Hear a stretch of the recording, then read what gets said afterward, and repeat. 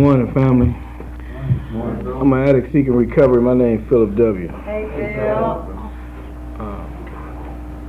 Could I just have a moment of silence? And I might get emotional at this point, too, as I really and truly allow this reality of experiencing the transition of my sponsor. You know, moment of silence.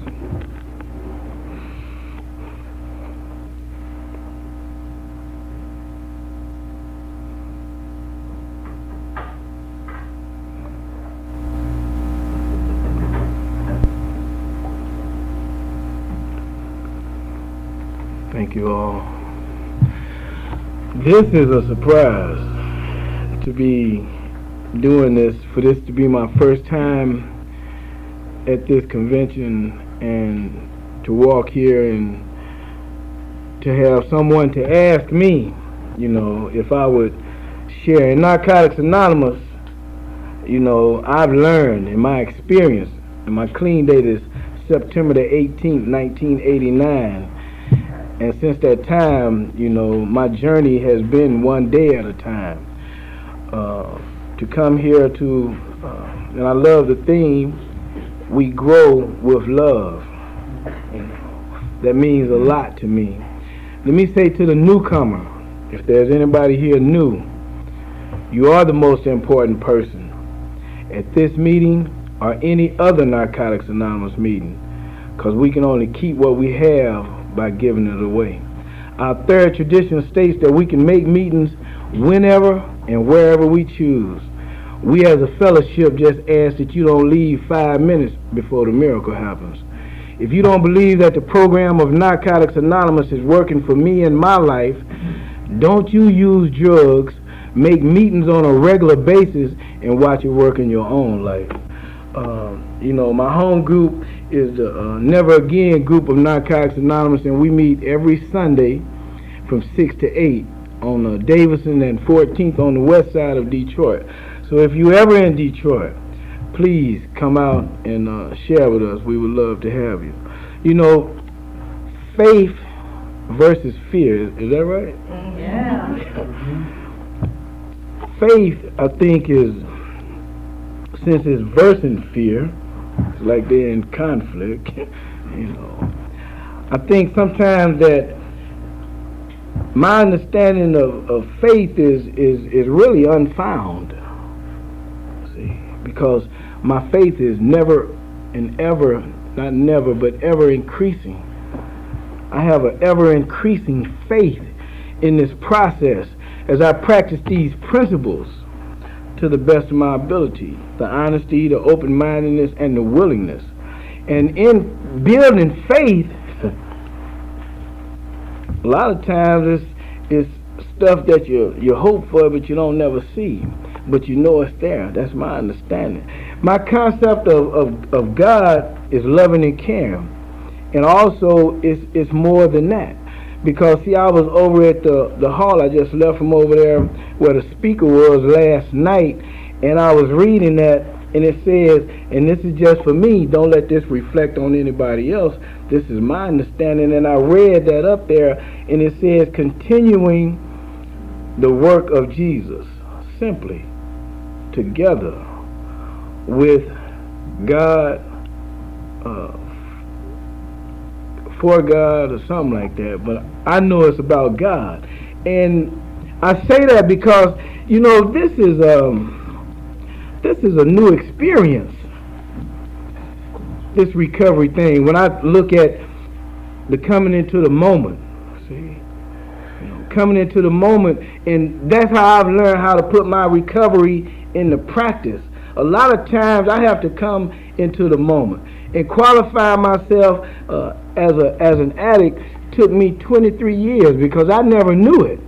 I never knew what it meant to be an addict until I hit my bottom, because I could relate to a speed freak, you know, an acid head, you know, that kind of stuff that didn't make sense, a pothead, you know, a wino, But addict, I could never really and truly grab a hold to that concept or that understanding. And when I finally did in 1989, my first convention, I had 43 days, and I went to Pittsburgh to Start to Live 8.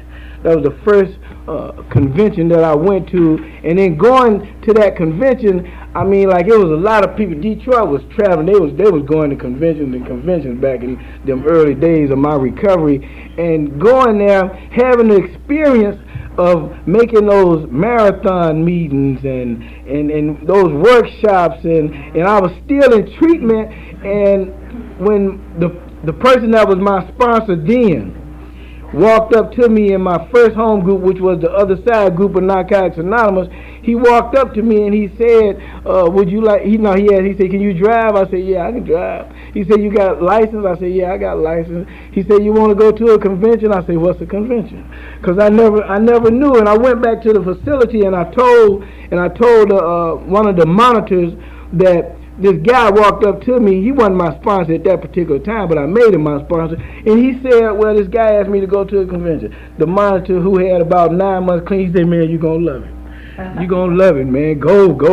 I was like, he said, make them workshops, make them marathon meetings. You're going to hear people speaking from all over. So at that time, my faith in the program of Narcotics Anonymous began.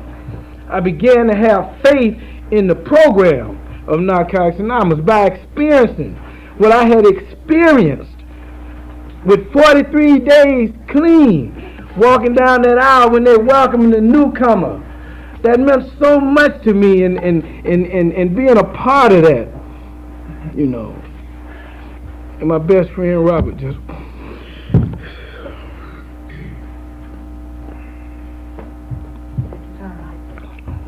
walked in. I see. I'm gonna miss my sponsor.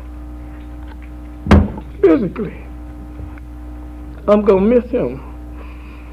But you know, that little man, he about this tall, you know. And he said, yeah, well, whatever. You know, don't do nothing stupid. That was his thing to me. You know, I go to him and I share, and he helped increase my faith. Because my sponsor was a real hustler. I gotta say it like that. He was a hustler. You know, he put it down like that. He stayed in the rooms, but my sponsor was a hustler. He struggled with that lifestyle. He ain't used no dope, but he struggled with that lifestyle. But that ain't what killed him. You know, he come in the room, they said the drugs don't kill you, the lifestyle will. But that wasn't true for him. That ain't what killed him. Because he made his connections in the rooms. And what I'm talking about, when he shared the things that he shared with me and what he's given me, man. Because a week ago, Thursday, I called him and he said, well, I want to go play some pinochle. So I went and picked him up and drove him out. Then, and during that time, he and we had a time to talk. You know, I had time to really and truly spend some intimacy with him because, you know, all of our sponsors, I got a pretty big sponsorship family too, and all of us, you know, we was really concerned because he's like it's hard to explain who he was. You have to know him to understand what I'm talking about. He didn't give up on addicts. See, he gave me faith in what he did with addicts. I don't care what an addict did. You walk to Lindell T, man, he accepts you for you being you. And a lot of us don't do that. Sometimes an addict will go out and get high, and they come back to us and we don't want to be bothered with them. Go ahead on, all right? Get you somebody else. He never did that, man. He never did that. So my faith is in what he's demonstrated. See, we grow through the attraction is the predecessor. the older member, the information that they give us. I remember one time I was going through jobs. I had enough faith to walk away from a job without another one. And then as I was starting to experience the fear of not being able to meet my obligations, I went to my sponsor, and I knew he was in the lifestyle. And my thinking now, I need to do something. I need to get me some money. Right. And my sponsor told me, like he always do, he said, "You have to get you a job like everybody else." That's all I know. He ain't gonna let me try to do nothing crooked and hook it. You need to get you a job. Plain and simple. It was cut like that. And I got a job. See? I'm talking about, having somebody in your life, man, that you can grow with faith. And not have to live into the fear of the past. Because, see, before, I'd have been trying to really do whatever I need to do. Right. But by me having somebody who had a foundation in the program, I'm talking about a foundation, who had a strength in the principles, man, I wasn't able to live into my fears. See, so my faith was able to challenge my fears, and my fears was lessened. See, faith, man, is ever increasing. Faith for me is like, I've been thinking, we want to be creative and we want to sound good. So I was looking at faith and I said, well, what can I use as faith? Finding, trying to put some what is it, acronyms or synonyms, whatever it was. Finding interactions through the higher or something. Just want to add something because I know fear says forget everything and run. And then sometimes it says face everything and realize. And when I started to face everything and I started to realize, I understand that courage don't mean that there's not going to be some adjustments in the nervous condition. See, I done took fear and I done try to eliminate it being fear. It's just nerve reaction. If something happens, especially in humankind, see, I don't want to allow the humankind of me to be able to say, look at me and you see some fear in my eyes. You cannot see fear in me. But you might catch a nerve reaction. My legs might, go to shaking or something. But that ain't fear. Or I'm in denial of it not being fear. It's a nerve reaction. But faith is ever increasing.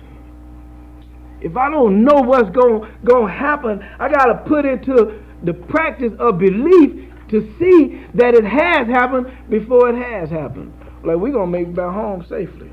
That's right. See, it takes faith to come here, And it takes faith to go back. Because, see, I can't come here and not think that I'm not going to be able to just come down here and have all this wonderful time. And this is a wonderful place, y'all. Let me share this. I'm having fun. If you ain't having no fun, that's your business. Because I'm having fun up here. Amanda, I want to thank you.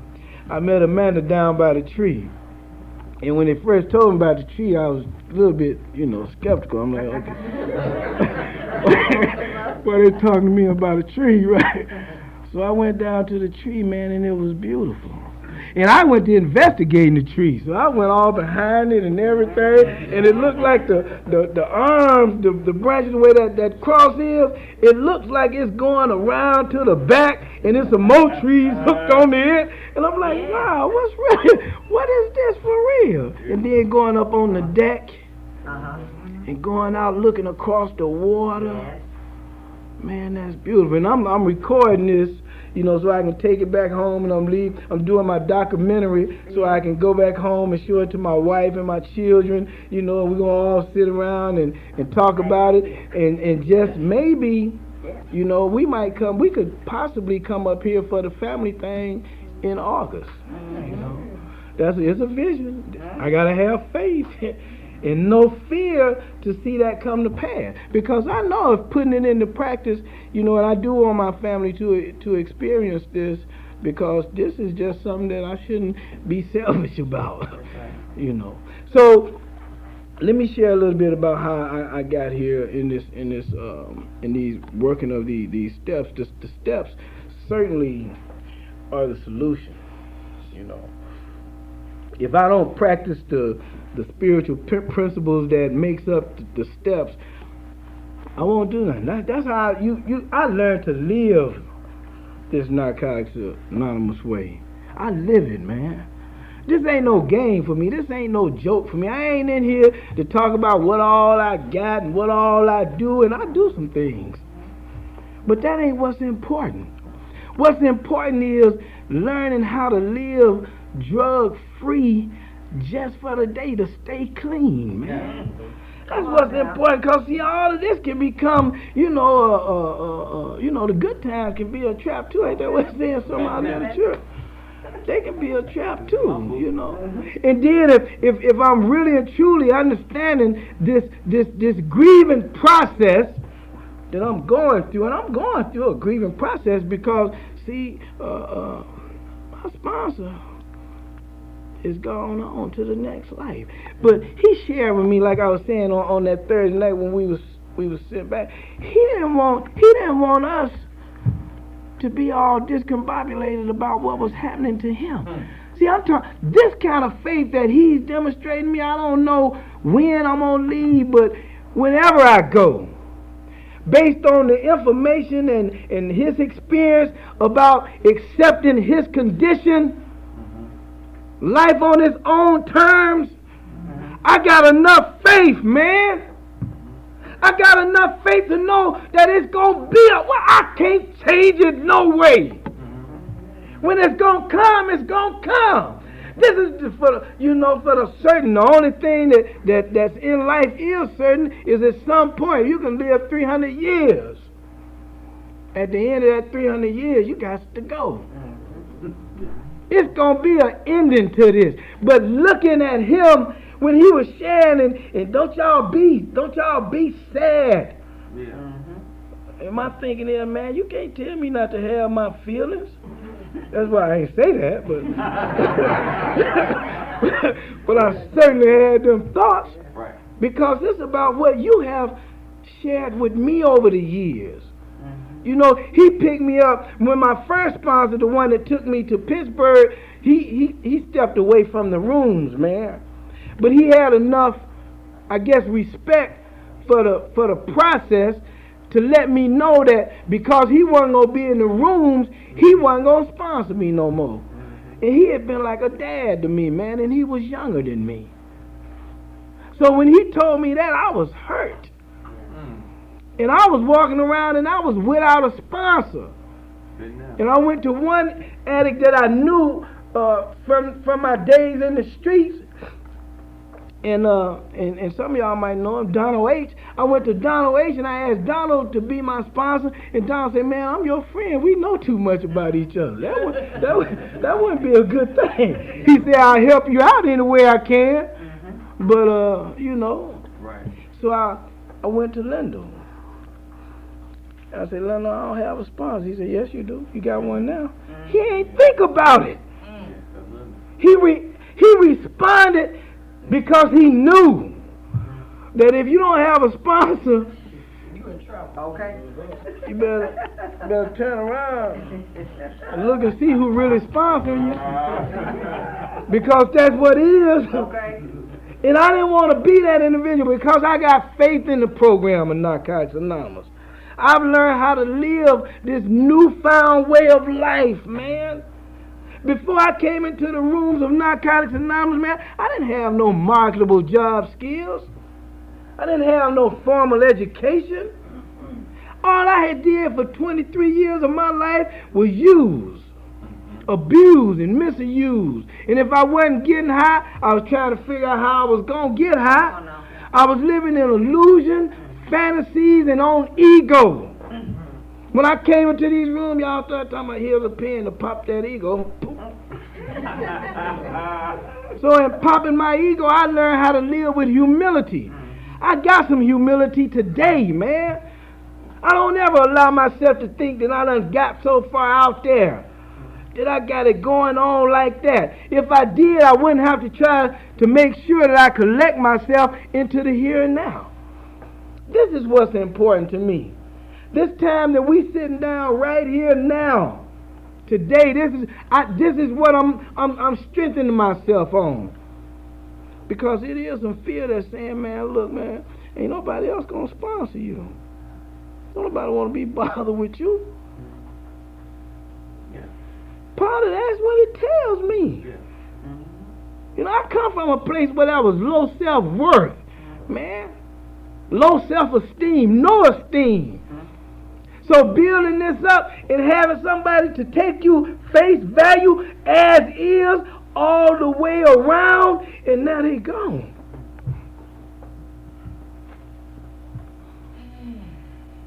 Do I qualify for anybody to sponsor me like he did? And it ain't like I ain't got mad at him and in my head, you know, went on and you know, because it was a time when, I'm not going to hold up here either, that my sponsor, he was going through different sponsors, you know. He always had him 4-5 sponsors. So he kept one. Just in case. He kept him one. So I guess part of him started to wear off on me. I got mad at him. He always said it. Yeah, he got mad at me because it was a financial thing. You know, he said, because I ain't let him have no money, he got mad at me and stuff. But I wasn't really mad at him. I was disappointed. But my denial was that I was mad at him. Now. That was the truth. He knew the truth. You know. So I kind of pulled to the side, but not too far away. You know, just step a little bit away to.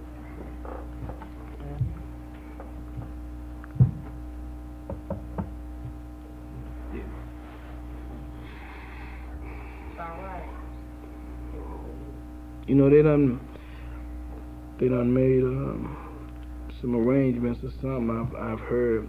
You know, I had to get away though. I had to get away from the people. I had to get away from the city. And when Robert, man, when he asked me, and on the way up here, you know, I know Robert, he saw me. I was reflecting on my sponsor, and tears was just rolling down out of my head. You know, this is all right. I'm going to share this, y'all. I was looking at my backyard Thursday. I went and sit in my backyard because it's kind of serene back there. And I was looking down on the ground, and this is my story.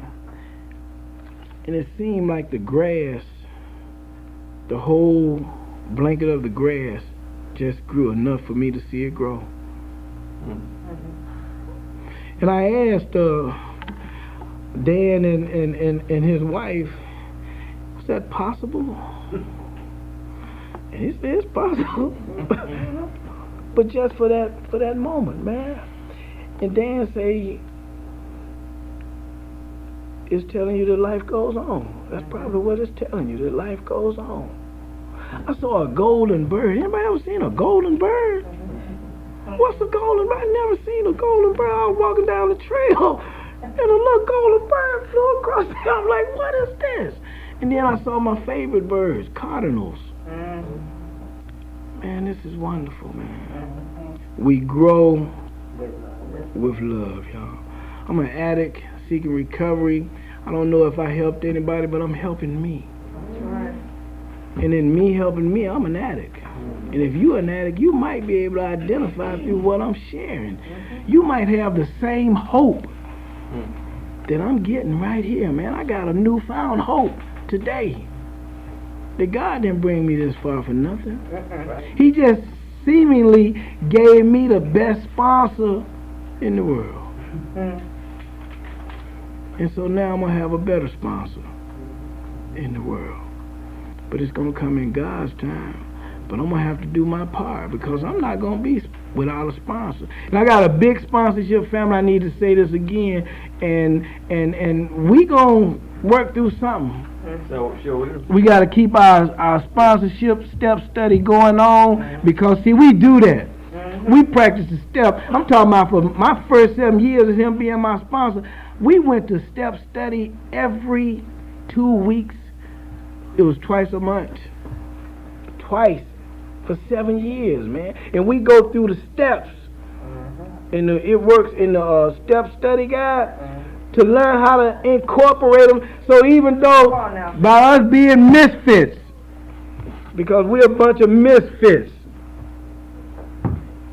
we still practice this program to the best.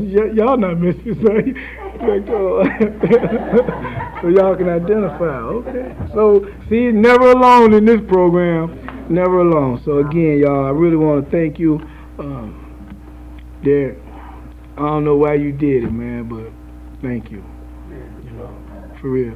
I'm an addict seeking recovery. I'm going to keep coming back, and I'm going to come back clean, and thank y'all for letting me share.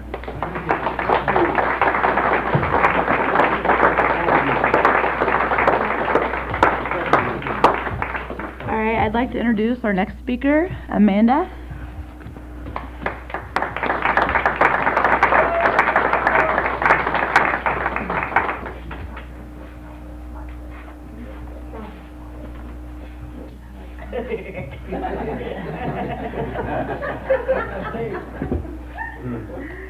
Hi, I'm Amanda, and I'm an addict. I'm grateful to be here and be clean today, and I'm grateful for this chance to share. I love this. I love this retreat. I love being here. And every year I come, because I'm a real fearful person. And I've been sitting and I've been thinking the last, I knew yesterday I got asked to speak on this, and I've been thinking a lot about fear and about faith, and and I know that all this thinking is just gonna go out my head as soon as I open my mouth up here. I was thinking about how I remember when I first went into treatment, and I would hear all these I was in with a lot of other girls. I was young, I was 16, and they would be talking about how they hated themselves, and how they were so afraid of people and this and that. And I thought, oh well, these poor people, they just have it so right, they're just really so bad. And I had no idea that I had all those same feelings, and so today to know that a lot of what I do, the core of my disease is self-centeredness and fear. And I heard someone sharing that yesterday, and or the core of my character defects, or whichever. And and I've learned in this program, I've learned a lot, through working the steps about, the ways that I act out on fear in my life. And for me, a lot of it is anger, and a lot about, the things that I'm afraid of, the things that cause me to get fearful. And one of them, it has been coming here. The first year that I came here, it was terrifying because there's all these people, and one of my biggest fears was people. I remember when I first got clean, I was away for a year, and I came home on home passes, and I remember going through, this is like one of those big moments, I remember going through the checkout lane at the grocery store, and I'm handing this cashier cash, change or cash or whatever, and she's handing me back change, and I looked up and she was looking me in the eye, and I freaked out, and then I started noticing that people were doing this, they were making eye contact, and it was this thing that everybody did. But I was so afraid of people, and I had been so afraid for so long that I didn't realize that that's something that you do, and and so so people, I'm real afraid of people, and and it goes to those insecurities, and what are you gonna think of me, or what are you gonna say about me, are you gonna like me, and stuff. And so the first year, this is my third year here, and the first year here I was terrified, but it's a very peaceful place, and every year that I've come, I feel like, as I'm driving here, the noise in my head gets a little louder and a little more frantic, the closer I get, because it's oh, but all this stuff and all this and all that, and can you afford to go, and can you this and can you that, and then I get here, and I open the door, I get out of my car, and it's so quiet, and everything in my head, just shuts up for a little bit, because the quiet just gets in me, And, you know, and I was thinking on the way down here, I was like, you know what you gotta do, you know, to shut this all up, before you go to bed tonight, you're gonna make a list, and you're gonna make a list of all the things that need to be taken care of, you're gonna lay it out, you can look at it, blah, blah, blah, it'll all be okay. And I got here, and I was like, I don't really need to do that, you know, like it's gonna be okay, you know, it's gonna be okay. And I don't need to, fix, manage, and control it so much, you know. So I'm real grateful to be here, and every year that I've come, I've been a little less fearful of being here, you know, and of seeing people. And, you know, this year especially, I'm finding that, you know, because I'm not a big, like, you know, like a groupie. I don't do, like, the group thing, you know, like I got this one group or whatever. And I really like being able to come and just be in lots of different places and see different people. And I can see, you know, the growth that's come from working the steps, and that I'm not so full of fear that I can't go say hi to people anymore, you know.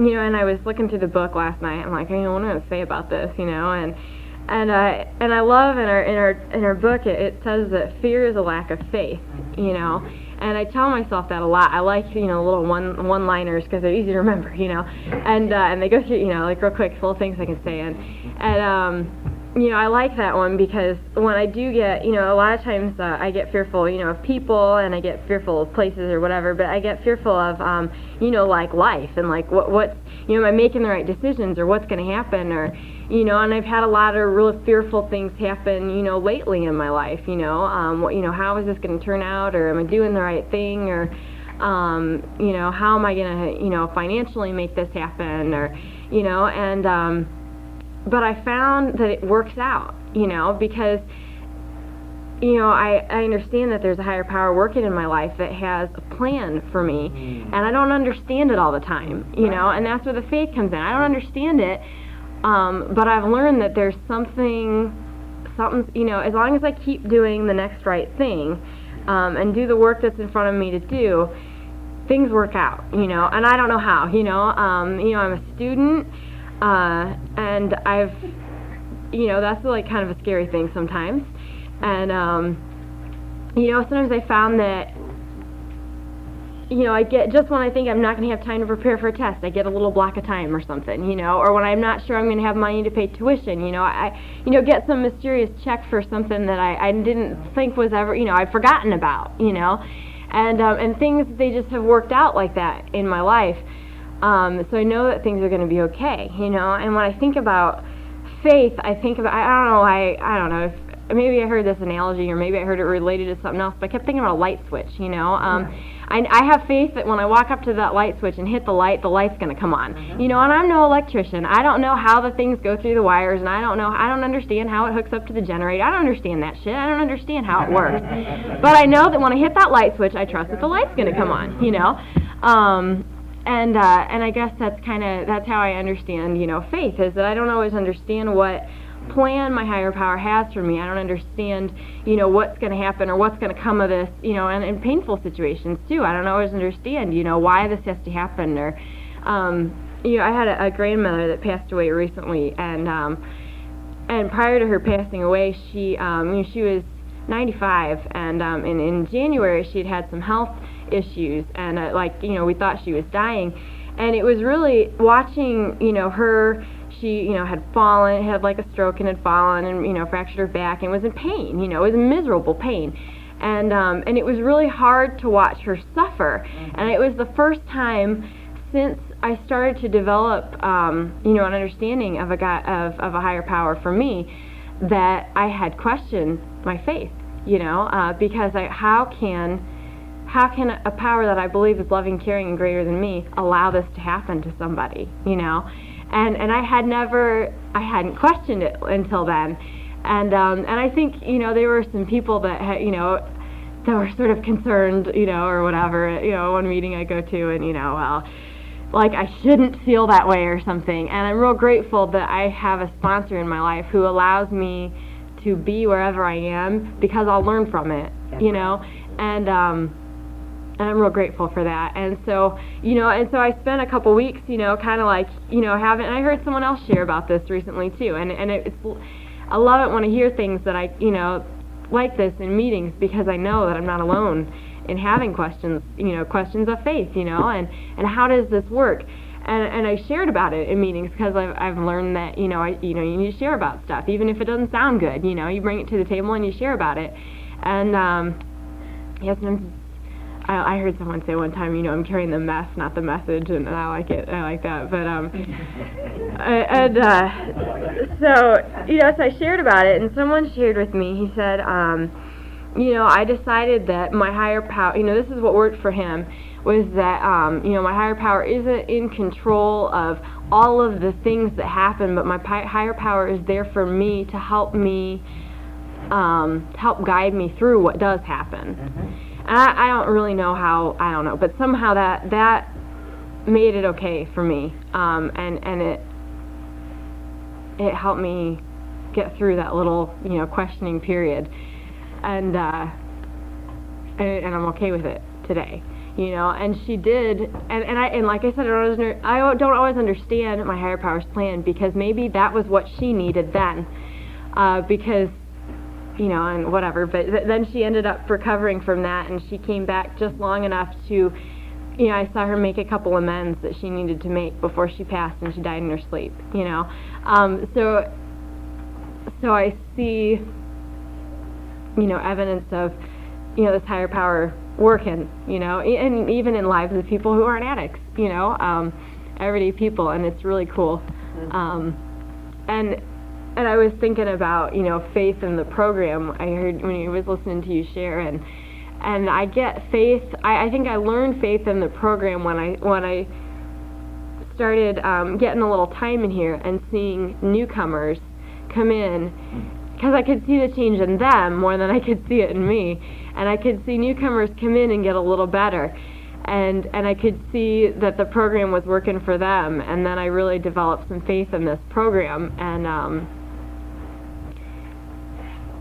it's, and still in, step work and things like that, I've had to learn that there's like a process with this stuff, I don't just, I'm where I'm supposed to be right now, and that may not be, like spectacular or anything, but it's where I'm supposed to be right now, and all my, shortcomings and all that are how they are. It's where God wants me now, and I'm okay with that today. But sometimes I really struggle with that, because I don't like some of the things that I see about me, but I do have faith in the program, and that if I continue to do what I'm doing now, I'm going to continue to learn, and I'm going to continue to, see my higher power working in my life, the right people and the right times, and, the right things said at the right meetings or whatever, and I'm going to get the message through you, through people in the program, through the literature, sometimes I pick up the reading, and it's like right where I'm at, it's just what I need to hear today. So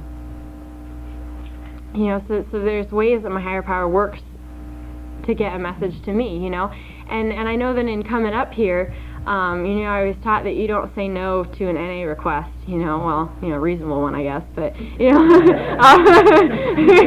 mean some things, but you don't say no to an NA request, and, so when I was asked to speak, I was like, sure, and I know that, that's, there's something that, my higher power wants to say, and that, it's my turn for it to come from me, because, I've got to hear it this weekend from a lot of other people, and, we had a great meeting last night. I love the women's, when we do like a little women's meeting, and the women go off and have a meeting, and I just love it, I love when I hear new women say, I can't stand other women, I'm not going to be able to do this. I love it, because I've never heard a woman in the program not say that, and now I find that, it's with the women that I'm really safe, because when I got clean, I started hearing some of the stuff that would go on in my head when I was around men, and I was like, oh, this is really sick, and I knew that, it was like I just couldn't even handle being around men for like, I would always like clean for, people say, oh, wait a year, like 2.5 years before I get in a relationship, and because I just couldn't handle it, and So, but that's the time that I needed, and, so there's a lot of safety, and I really enjoy, having the women's meetings and coming here and getting to do that. I'm real grateful to be clean, and, another thing, I'm kind of bouncing all over, but, another thing about fear, I get real fearful when I hear of people dying of this disease.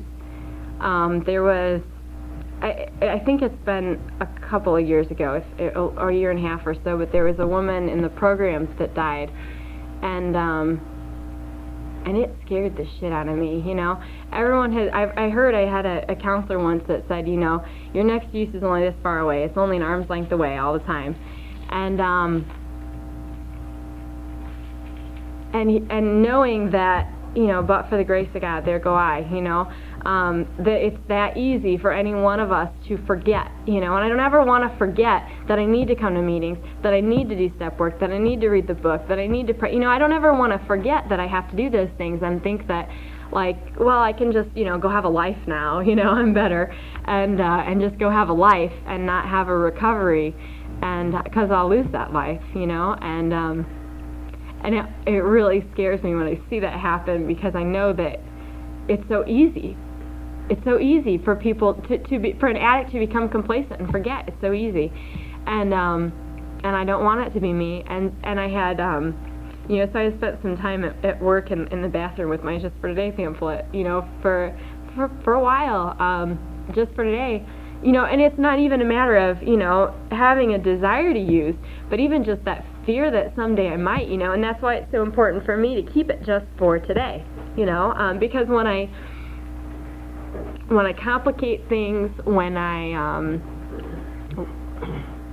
try and look at too much, more than just today, when I try and go look at more than just today, that's when I get really fearful, because I just can't even handle it. So, thanks. So, I've been using a lot of tissues lately. I don't know,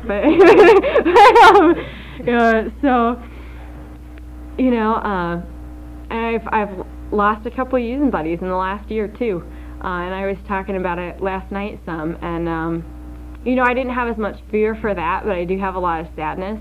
Being young, I keep hoping that I'll start seeing people.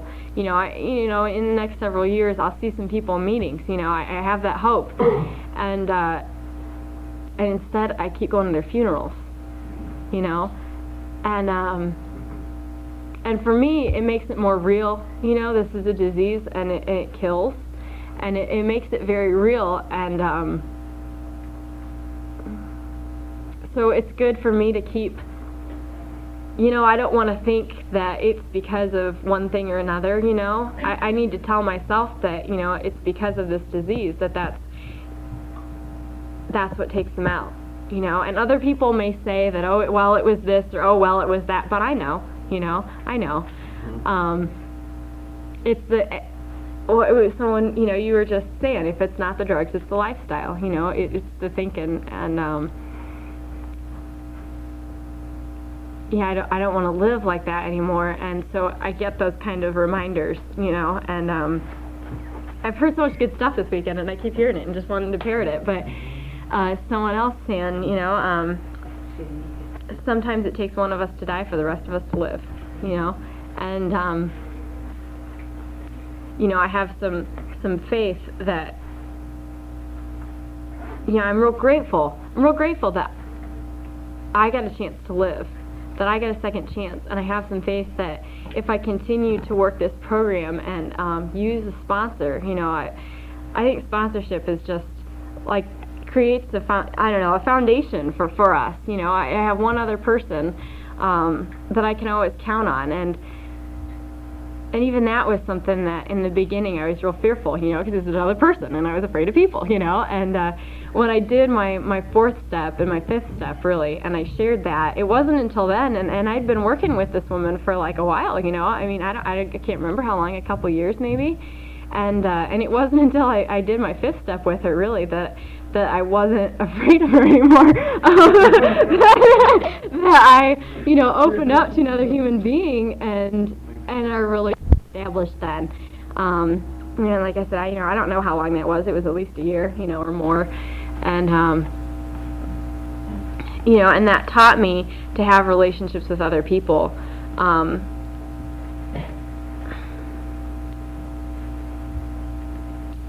When I'm, when I'm doing the worry thing, when I'm trying to fix, manage, and control stuff, when I'm making the lists, and when I'm up at night, balancing my checkbook in my head, I'm not living in faith. There's a practical side to that. If I don't show up at work, then I ought to worry, because and that's where it goes to doing the next right thing and the work before me. Because if I don't put in the time, if I don't put in the effort, then I better not sit back and say, well, God's going to take care of this, because God's not going to clean up the messes that I make in my life, That's not how the understanding of my higher power works. But if I'm willing to put forth that consistent effort, then I see, results. And sometimes, that checkbook, someone I heard one time said, that like the faith-based balance or the faith-based budget plan or something like that. And I think she's sitting in this room. But sometimes things don't match up on paper real well. And but I believe that what I'm doing with that money today is necessary, is right, is what my higher power wants for me to be doing. And and it works out. I've not gone without shelter, without clothes, without food, so I'm doing okay. I'm real grateful to be alive and to be clean today and to be at this retreat. I love this place, and every year I see, growth in me, and I see growth in others. I ran into somebody last night, and it was like I just couldn't believe how much this woman had changed and grown, and so it's cool, like I said, to see this program work in other people's lives, because sometimes that's where it's easiest to see it working. It's hard to look at me in negative ways sometimes, and sometimes it's hard to look at positive things that are happening.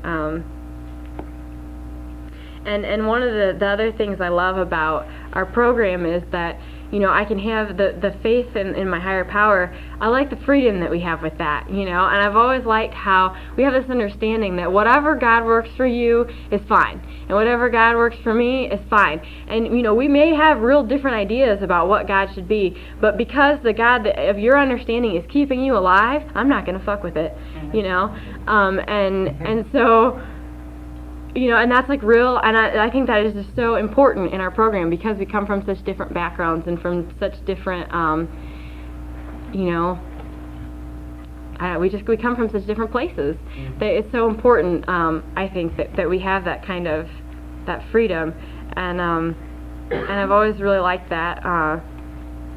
I came in this program and I didn't have any understanding. Well, I had an understanding of higher power. I was thinking about this morning. I was really sick, though, because I'd been introduced to the program in treatment and in one of my, treatment stints. And I got this idea somewhere that, like, God wasn't against using, I just couldn't lie or something. And so as long as I was being honest, I could, it was weird. It was weird, okay? But looking at that now, like, I was really sick, and I could take any good idea and just, like, I had no idea, I wasn't in reality, I mean, and this was after not a long time of using, I mean, it didn't take me long, it was only a few years, and my brain was doing things like that, and, so I was, like, real out of touch with reality. But when I started coming to meetings, after I had some clean time, and I had been away in a treatment, and I came back and started coming to meetings, because I was just like, well, whatever, sounds like it could probably be a good idea, and I liked that I saw other people trying to do something positive in their lives. That's what attracted me to this program, was that I saw people making positive changes in their lives, and I really liked that. But I still had kind of that, like, empty, hollow, kind of like something was missing. you know. And I remember driving, being in my car, and I was driving. It was a nice, sunny summer afternoon, and I remember getting this thought, like, you know, maybe it's that God thing they're talking about, you know, because I'd been to meetings and I'd been hearing people talk about, you know, their higher powers and their gods, and I thought maybe it's got something to do with that God thing. And from then on, I haven't had that same empty feeling, you know. You know, so if that was my spiritual awakening or my, you know, whatever, I don't know, but that's where it began for me, and I've been able, you know, to learn to have faith, and sometimes I still get real fearful, you know, but I know I've seen it, you know, I've been around long enough that I've seen it happen in my life, and I've seen it happen in other people's lives, that, you know, if I just trust that there's a plan for me, then I'll be looking for the lesson in it, and I'll learn something, and so it'll come out positive no matter how it works out. You know, I think that's really all I got. I'm real grateful to be here and for the chance to share. I'm so grateful to be alive and be clean today. That's all I got. Thanks. Oh, good job. Good job.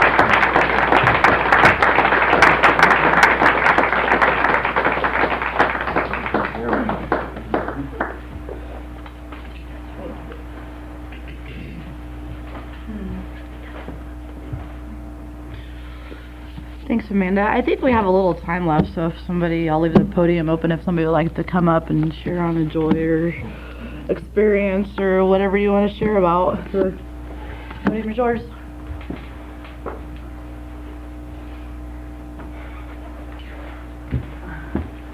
Hi, family. I'm an addict named Rosemary. Oh, I love this place. I mean, I could identify, Amanda, with what you said. And Philip, I just want to share with you, I've lost 2 sponsors in Narcotics Anonymous. And God has always prepared me when I got me out of the way for the next person that was going to guide me through the rest of this journey. So there's hope. I started coming to with, and I'm going to get emotional too, but I'm always emotional. And I have no problem with that. I'm grateful that I can identify and express my feelings today, because for a long time I was dead out there in active addiction. We grow with love a long time ago, and because this way of life gives you a life, gives you responsibilities. I hadn't been, I think 3 or 4 years is the last time I came, and I was so missing this place. I have pictures, I show pictures, they're tattered on the ends, you know, the tree and I just love this place. And I always get what I like to call juiced up, because the first year I came, I didn't have any money. And I had, you know, a few years clean, and I was embarrassed about not having any money. So I had a pup tent, and I slept in the pup tent, and the next morning, because I came out here Friday, the committee paid for everything. I was so grateful. I had a spiritual experience with the moon, the stars, and I got really connected. And I was going through a real rough period, and this is where I'm going to get it. I felt God. I mean, inside. And I had been empty, because even with time in the program, you could get through periods where life, stress, experiences get in the way. You forget what allowed you to build a strong foundation, and you lose that. This place, I could identify with Amanda, like as soon as I pulled in, I was like, oh, I was just like ecstatic, because it fills you up. It gives you the quiet. It takes away all those crazy thoughts and, you know, the worries. It's a stress reliever for me.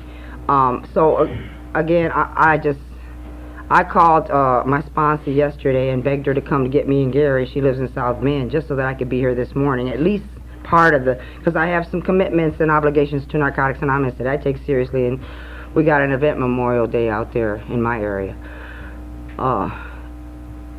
Phil, I just met you today, and it feels like I've known you forever. And I have seen people that I haven't seen in years that I see here, and I love that. Narcotics Anonymous and its way of life has given me such a large family that wherever I go, that's based on I'm home. And I love that. Fear, you know, they used to tell us in the beginning, a long time ago, you know, you either fuck everything and run or face everything and recover. And faith for me is, even inside of my fear, because I still have fears today, I walk through that fear because of the faith. And it's like you said, unseen. And just the knowing. And I can't explain it, I don't think anybody can, but just the knowing that whatever happens, it's going to turn, the outcome is going to be God's. You know, the God of my understanding. So I may make some detours. I may allow the disease to make me believe the illusion and suffer some negative consequences over some of my messed up actions. But still inside of that, I'm learning that lesson, Amanda, and the outcome is still going to be in His hands. Okay. That's faith. Yeah. So even when I mess up, and I'm human, I'm going to mess up, I know from the tip of my toes to the top of my head that however I do, He loves me enough. This is the God of my understanding that Narcotics Anonymous gave me, and you people, that whatever happens, He got my back. That's simple. Cause I have fear of people, and I'm probably real social and real, but inside, see, I put the mask on, oh yeah, and I'm affectionate, you know, love to talk.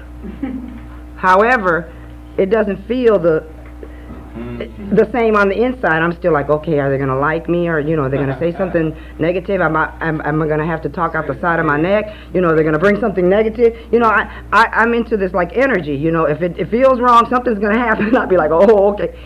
But I still deal with situations, people, places, and things inside of that, because my God, since I know He has my back, gives me the courage to walk through that fear, because He has never failed me. That's all I got. Thank you, guys.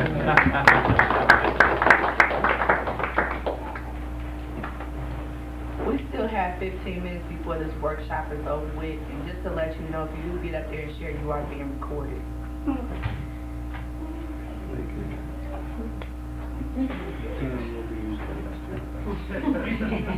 That's fine.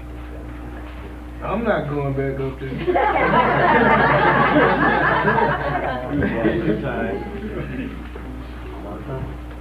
Have it. Come on, Robert. Share with us. Robert, share with us. You got somebody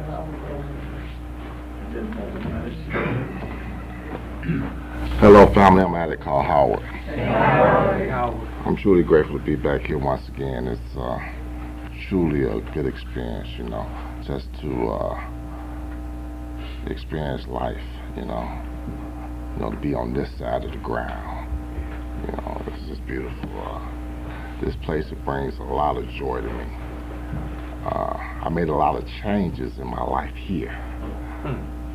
I'm wondering, one of my buddies, one of the blue ribbon people in my life, I like to call all people in the fellowship who I associate with on a regular basis, blue ribbon people. See, I got that choice. Y'all told me I had a choice. I had a choice on who I wanted to be with, who I wanted to hang around. Y'all told me I had to make some changes to stay here. So I like to call the people I hang around blue ribbon people. And he told me, he said, man, why you got to go way to Indiana to make some changes? And he made sense, you know. But, you know, I threw a lot of stuff out there in that fire. I was talking about that the other night, that bonfire. You know, I used to go there and I used to write it down. And when nobody looking, I throw it in the fire. And I watch it burn. And I leave it there. And this is truly an event for me. Old timer told me once before that any meeting is an event. You don't know what the outcome is going to be. You don't know what you're going to get. So you just come and just be a part of that event, you know. This process of recovery for me is I'm truly grateful to be a part of it. A month ago I was laying in the hospital and I was like, I had this fear of dying. You know, my first home group, when I first started this journey, I chose the home group because of the name. And the name of it was Live or Die. And I felt I had died because I was outside of the fellowship. As a practicing addict, I was dead. So that particular home group was good for me. But back to the hospital situation. I was in the hospital, I was laying there, and they didn't know what was wrong with me. I was bleeding internally. I lost about 5 units of blood, and I started to cry when I thought about my kids. It wasn't the fear of dying, it was the fear of leaving. You know? Then I had some faith. I had to reach back and grab some faith that you guys gave me, because I never had any. Only kind of faith I used to have was, when I gave him my money, I was going to get what I was paying for. And a lot of times that didn't work. It didn't. Because I didn't get what I was paying for. I got some of them boulders like them rocks out there on the ground, you know. I mean, this is true. This happened to me, you know. So today, you know, I put my faith in other things, you know. And I choose to call it God, you know. For me, it started out just good, orderly direction. Because I didn't have a God in my understanding. And you guys saw when I first came around, I had to get real honest. So at the tables, I got real honest. I spoke on it. I don't have a God. And they would look at me at the tables at the end of the meeting. You come on, go with us. You know, I mean, let's go to dinner. You know, I mean, and that's what this fellowship will do for you. You know, the program will change you if you just work it, but the fellowship, it'll help change you. You know, some of my best experiences being around delivering people in my life, and Lindo T was one because he was a part of my life. You know, when I was hurting, he could see the pain. He walk up and say something to me. You see that girl with that guy, huh? you know, and that's why I can feel some of your pain. Just a bit, but I can feel some of it. But it's gonna be okay. But this life is worth living because of Narcotics Anonymous. You know, this is my home. I feel at home whenever I'm around people in Narcotics Anonymous. When I choose to practice these principles and apply them in all my affairs. I'm gonna leave with this. I was just sitting here thinking. Yesterday, somebody was talking about the 1, 2, 3 shuffle. 1, 2, 3 shuffle. I'm like, damn, I haven't heard that one before. What's up with that? 1, 2, 3 shuffle. One, the first, second, third step. Okay. And then I was thinking, I was like, that 12 step. I'll never hear anybody even talking about that one. And I know if I just practice these principles in all my affairs, I might not shuffle as much. Thanks for letting me share.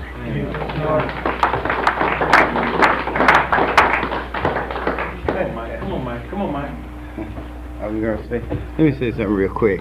My name is Rick. I'm an addict. Hey, Rick. You're still Illinois. That's just nice.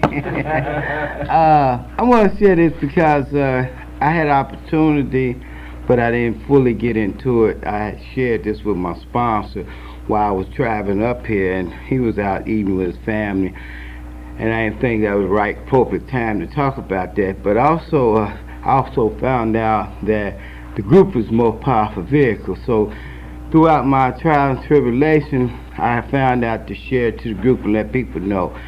What I'm going through is a good thing, but it's also that fear, faith, fear. And I'm going to break it down, and I'm not going to go too long into it. Just make it real simple. I'm in the field, chemical dependent, and I have 2 jobs, a full-time or part-time job. The opportunity has been that I've been working both of these jobs for the last 4 years, and this past, I guess Friday, actually, both of my supervisor or program director informed me I have a promotion.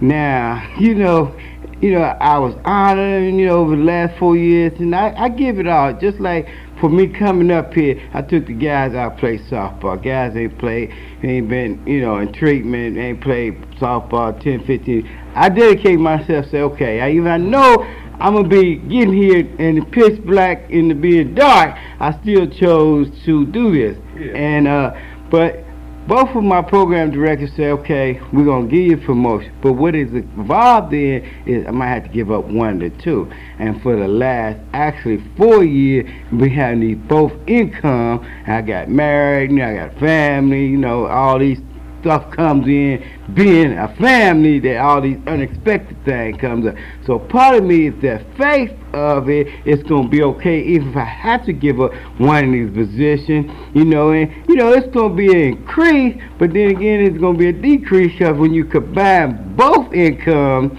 that's a nice income. But if you only have one, which will give me time to rest, because I don't rest by working 2 jobs as well. And I'm battling with this, because part of me saying, and I know in this program that faith, working the second step, having faith, trusting, all this acceptance will come along. It's going to be okay. But then also the other fear, because I ain't got used to having that certain type of income. And I'm going to lose that. And this is what I'm about. And I mentioned to my wife over here, should I go up there? And she brushed me up there and said, go on up there and share your heart off, and stuff like that. And it's kind of weird, because deep down inside, I believe in God. I know God got me here, and God has placed some things in my life that I wouldn't be where I am if I didn't have some kind of trust and faith. And I know He brought me to narcotics. Now He brought me to a place where people I can identify, and they can identify where I'm coming from. And the bottom line, even working at third step, when I made the decision to turn my wheel over and just turn it, that's what I got to do in this. I got to apply this stuff, But sometimes fear still sets in. Because plus I'm new, being married, and I want to provide for my family. See, I was brought up, my father provided everything for the family, what the family need. I mean, he worked 3 jobs. And I said, oh boy, I don't know how he did it, because I swear I would never do it. I'm just like him. Just like him. And it blows me away, because all the things growing up I talk about, I would never do that, and I'm doing everything here. But the bottom line is he did, and I don't want to lose the fact, and that's why I get sometimes fear for me, because things happen. I got a 16-year-old, he can run out there and trip, fall, do anything, because he's hyper, and if he anything like his mama, he gonna do that. But to make a long story short, it was just good, and I really want to also say this was a good serenity for me to be here at peace. And like early, also I gotta say that June the 8th, I'm preparing to take a test for my license in the field. And that was another thing, also my program director, and everybody got that, you gotta do it, you gotta do it, you gotta do it. And some kind of way fear is, and I'm over there trying to study now. I'm like, how you gonna study? And then I look at the lake, and then all of a sudden I put my book down and everything like that. But there's still some fear in me, because I know when I get back home, I gotta get down, I got to study. But bottom line is, I just want to say, being the type of faith, fear, I guess that was a good time for me to come up there. So if y'all see me, give me some encouragement so I can go back to Cincinnati and pass this test. Thank y'all.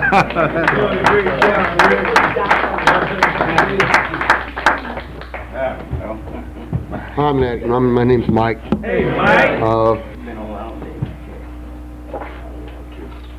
First of all, I've been told for the longest time I'm right where I'm at, and where I'm at is a lot better than I was in the last 3 to 4 years. Let's start off with one thing. Anybody and everybody that's here, thanks for being here. The other one is to our area and this committee, thank you for just letting me come and do what I do, which is usually isolate and ground bait. Because I don't want to face some of the stuff, and I want to thank my sponsor, who I don't use and was able to use this weekend to wire some kind of frequency from Mike's ass to his head. And that's another thing. I was taught that when I first got in this program, that when you are, like Amanda said, requested to do something, you just do it. And Dan S., we got into county work release, and then my sponsor walks up with you got to sign this piece of paper, and I didn't even think about it because I've been clean for a while, and you got to fill out this paper because it's got to go through the systems and stuff. And I thought, well, God wants me in there, I'll go, and if I'm supposed to open my fat foul mouth and tell them about recovery, I will, and I'm just going to show up and do what I'm requested to do, and it all worked out. And they let me walk in there to the work release center, and I get to walk out at the end of the night. And when I feel that cool breeze coming out of there, it feels good. God's had attention for me. I think I've caught 2 fish about yay big, maybe 3. He's wanted me in here in this room to hear stuff. I still got bait to drown. Say that, Mike. Yeah.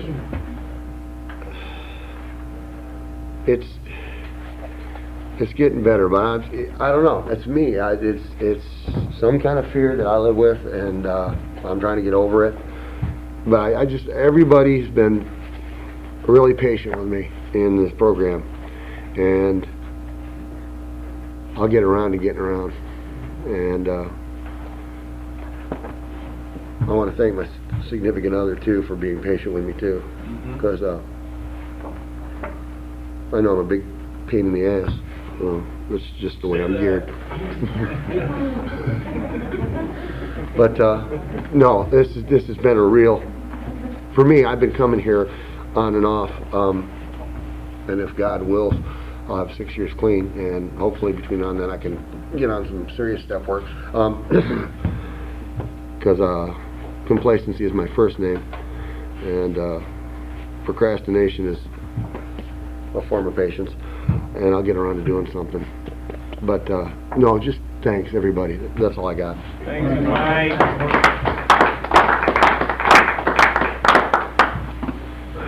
I'm an addict and my name is Verlinda. Hey, Belinda. I'm Ricky's other half.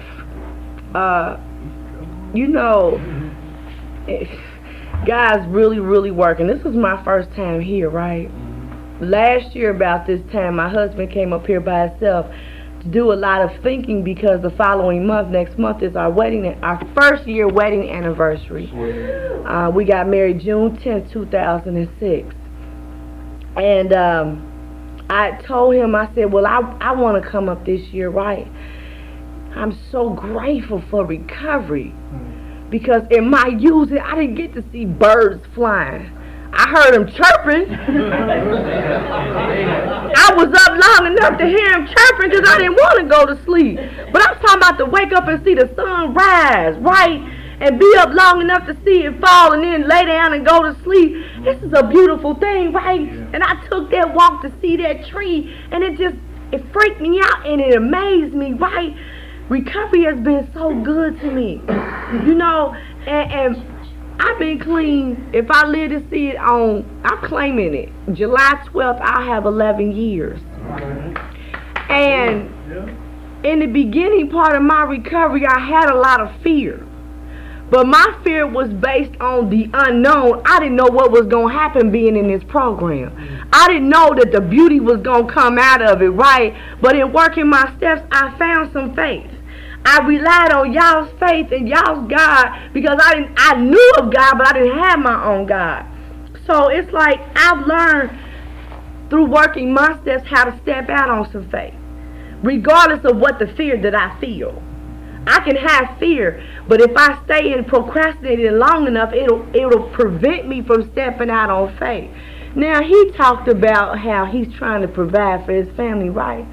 But see, on my aspect of it, I think I should have the big job along with the big car and the big house. But it ain't like that for me. I'm learning how to be a co-worker. Because I have issues with people. I heard somebody sharing in a topic earlier about the anger. I'm still learning how to deal with my anger issues. without lashing out on somebody, because my men list is too long and I ain't even got to my 8th step yet. I'm tired. I don't want to add no more people on there. So I've been doing some things differently, right? I've been settled. I work with another addict. I'm a secretary for him, but the work is good, but the money's not good enough. So I've been going online and I've been putting in applications with the government. I went and filled a friend of mine gave me a paper for an entry-level position with the city of Cincinnati. And it just so happens when I pulled it up on the computer at work that day, I had till 4:30 that evening to submit my application. And I have some fear because on June the 2nd, I have to go take a 3-hour entry-level position. I have to take a test for the job. And they used to call it, I forgot what it was called, Duke Energy in the heart of downtown. It's like the convention center. And it's got to be all these people taking the same test. And my fear is that I'm not going to pass it because I can type my butt off. But when it comes to taking the test, I clam up and I get real fearful that I'm going to make too many mistakes and I'm going to fail. So it's like this retreat has given me the opportunity in listening other people share their experience, strength, and hope to give me the courage to walk in there and say, okay, you know what, God, I know you got me. I ain't even worried about it. I know he got me. I just got to believe. I got to step out. You know, I stay stuck in fear for a minute. It's like, you know what, I ain't even finna let that bother me. I'm going to go in there. I'm going to take this test, whether I get the job or not, and stepping out on that faith and saying, you know what, I'm going to do it. If I fail the test, okay, fine. I'll continue to keep on going. That's right. Because one day, I'm going to take a test. I may be 40 years old, but I'm going to take a test. I'm trying to find that job where I can retire with. I ain't found it yet. But I got to keep persisting at it, and I got to keep going with it. You know, and I'm just praying that he got me. The job was presented to me. I'm going to go in there and take it, and hopefully I'll pass it. Claim it, girlfriend. Claim it, 'cause it's yours. Thanks for allowing me to see. I'd like to thank everybody that spoke, and I want to tell you guys I love each and every one of you. And I guess we'll close the meeting with a group hug and the serenity prayer.